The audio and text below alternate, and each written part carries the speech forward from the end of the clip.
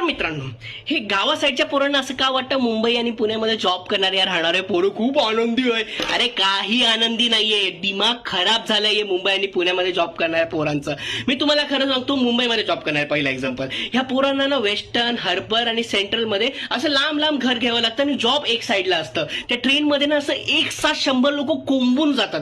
तिसऱ्याला घाम येत असेल ना, दुसऱ्याच्या शर्टला लागून पहिल्याला लागू शकतो, एवढे जवळ उभे असतात. आणि दुसरं आहे पुणेकर.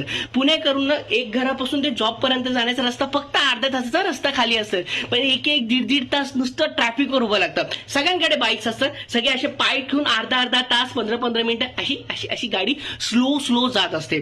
तुम्हाला मी खरं सांगतो, रिअली तुम्ही लकी आहात. तुम्हाला थोडंसं पे आहे, पण तुम्ही आनंदी आणि हेल्दी आहात. आम्हाला काय जास्त पैसा असून पण आमचा सगळा पैसा हेल्थमध्ये जाणार आहे. त्यामुळे तुम्ही लकी आहात, आम्ही नाही. आम्ही मजे पण नाही करत आहे.